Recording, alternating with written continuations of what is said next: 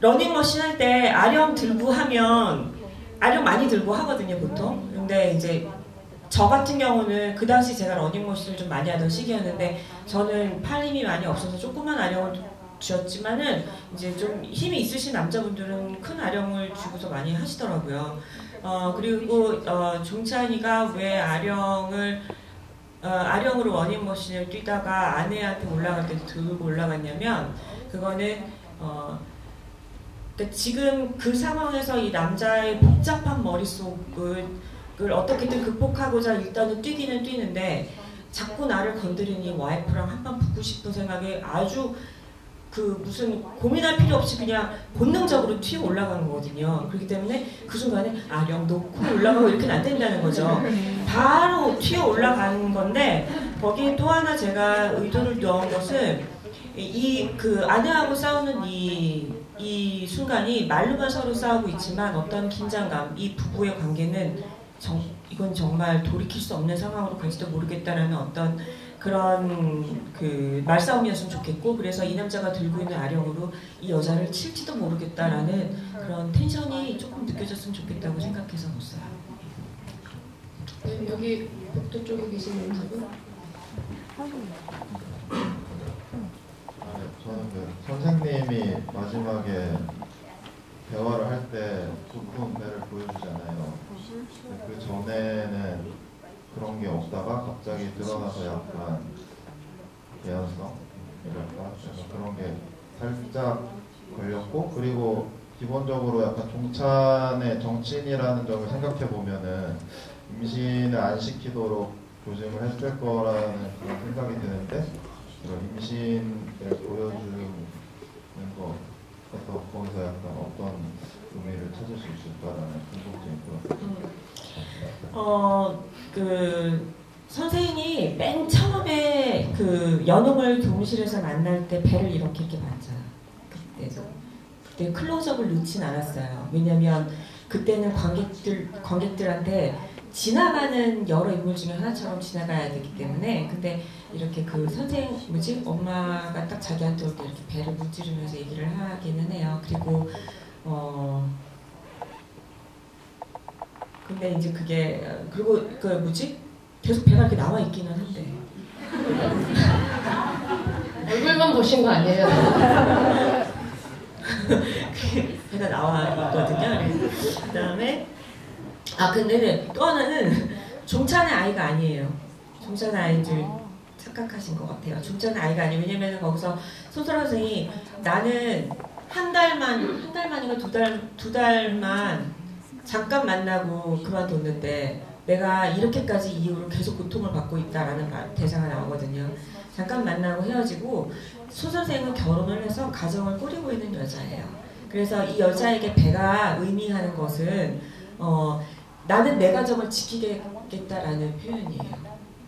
이 여자가 아이들한테 그렇게 괴롭힘을 당하면서도 그것을 비밀로 가지고 있었던 이유는 내가 이걸 입을 열면 내 가정이 깨지기 때문이거든요.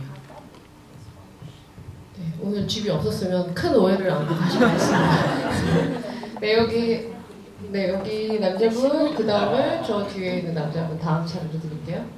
네, 안녕하세요. 이 영화에서 잔인한 장면이 많이 나오는데 폭력적인 장면을 연출할 때 혹시 원칙이 있었다면 궁금하고, 또 손소라 선생님과 김종찬의 영향도 일종의 폭력적인 성범죄 중에 하나인데 그것도 표현할 때 원칙이 있었는지 궁금합니다.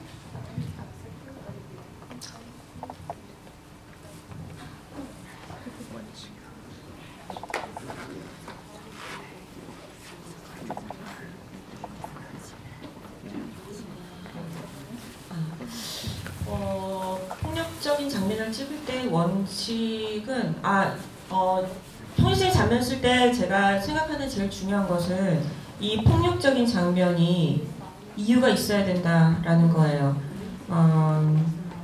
목적이 분명하고 이 극 안에서 말이 돼야 된다. 이유 없이 잔인하게 보여주지는 말아야지라는 것이 저의 원칙이었어요.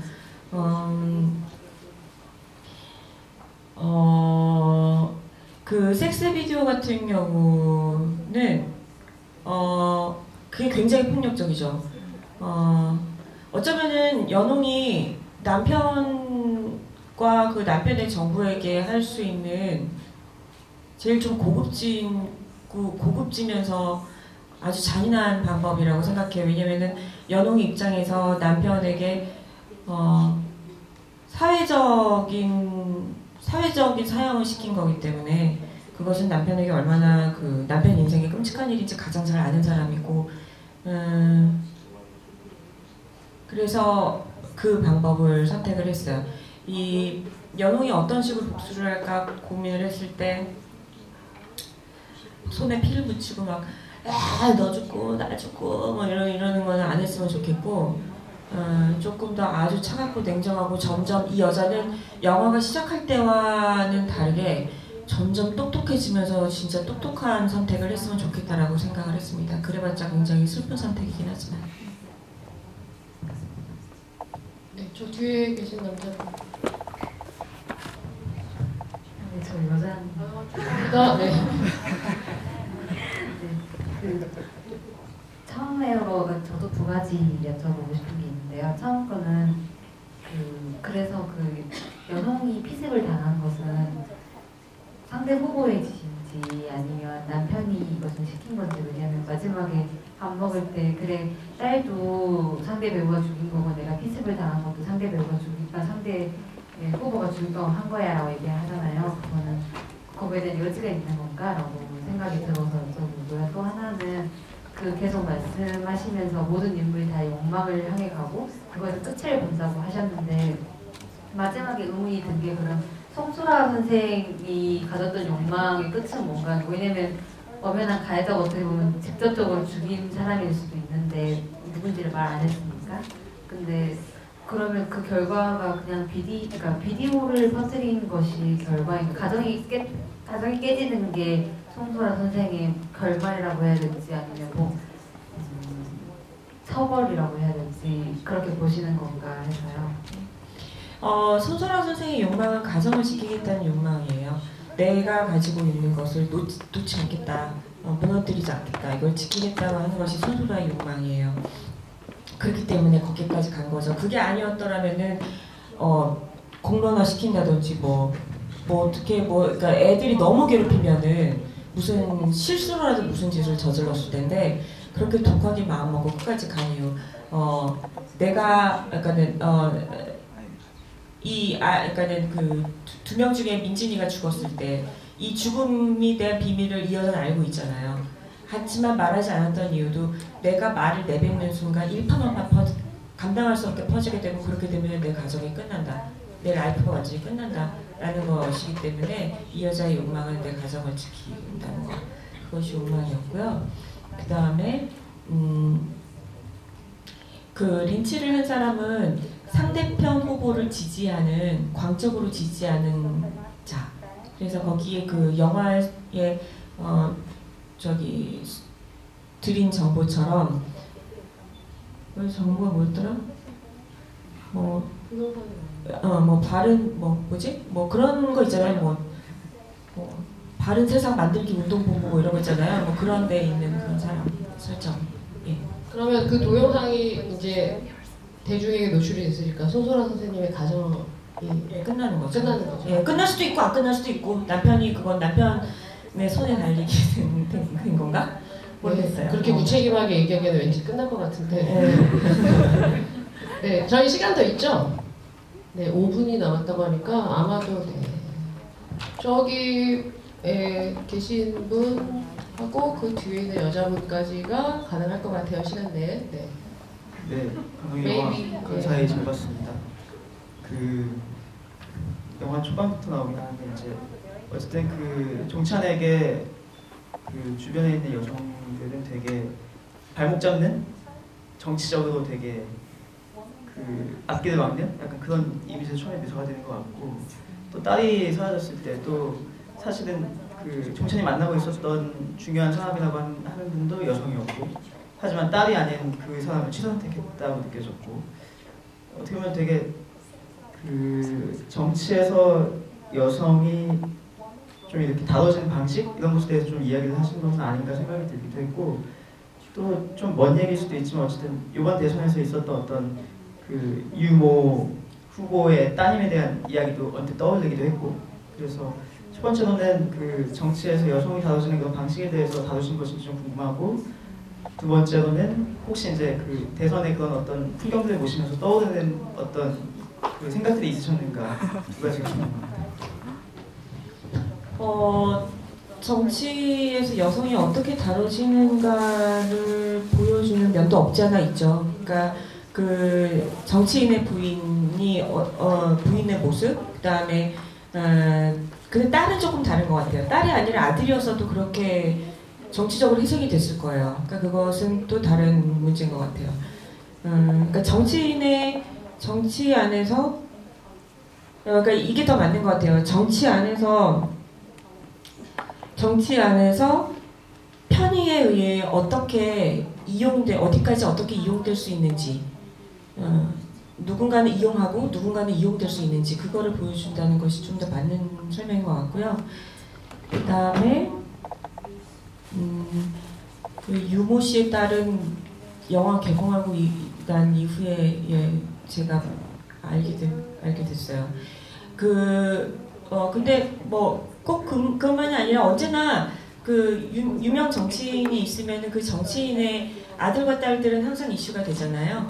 그렇기 때문에 어느 특정 후보를 생각하진 않았고요.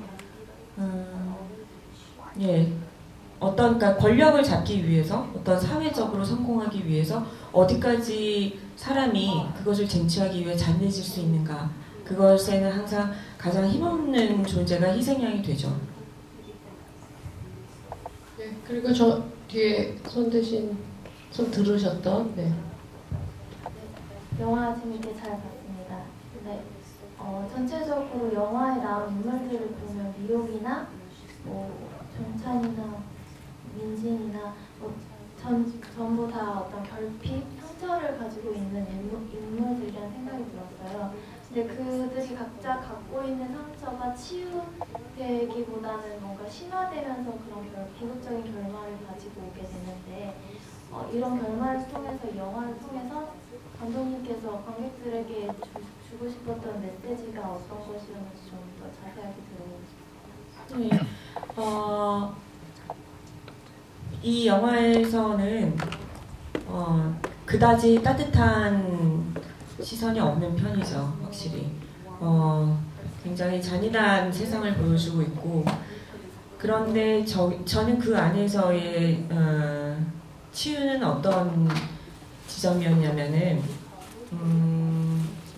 저는 그것이 이 영화에서의 그 유일한 판타지인 것 같은데, 진심을 다하면은 어떤 방식으로든 어떻게든 전해진다는 것인데, 그러니까 이게 그 민진이가 비록 죽었지만 민진이가 얼마나 엄마를 사랑했는지, 엄마를 얼마나 지키고 싶어 했는지가 민진이가 가장 사랑했던 사람의 입을 통해서 결국 전달이 된다는 거, 저는 그것이 중요한 점이었어요. 저에게는 뭔가 헛되지 않는다는 느낌? 그런 느낌을 가졌고요. 그리고 실제로 우리 세상은 좀 많이 잔인한 면도 많이 있고, 희망을 애써 찾으려고 노력하지만 기대한 것만큼 희망이 많지 않다는 것도 우린 점점 알게 되지만, 그럼에도 불구하고 엄마가 없는 아이와 아이를 잃은 엄마가 서로에게 어떤 가족이 되어줄 수 있다는 것, 이것이 제가 생각하기에는 굉장히 큰 발전이고 희망이라고 생각했어요. 네, 시간이 다 됐는데 혹시 질문하실 거 있으세요? 네, 세 번째 손 드신 분인데. Just I wanted to know if the father, did he really not know about killing his daughter? Because at first he said like, but what if I really killed my daughter? So was he suspecting something? And also just at the end when she uploaded the video, he's smiling. So like, why is he smiling? 그리고 진짜 아버지가 자기 딸을 죽이는지 몰랐는지 약간 내가 진짜 딸을 죽였어 어떡하지 이런 말이 했었잖아요. 의미가 어떤 것 같아요? 예,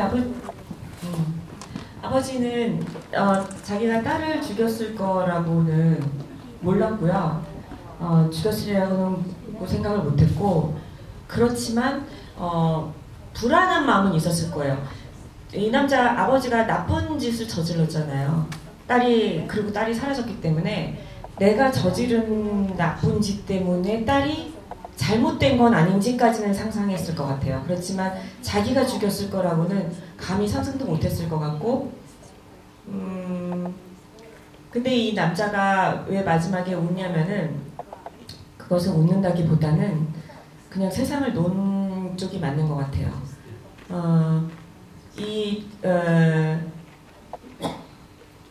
자기의 그러니까 이 남자에게 그 순간은 이 이후 살아갈 이유가 없는 거거든요. 그 순간을 기점으로.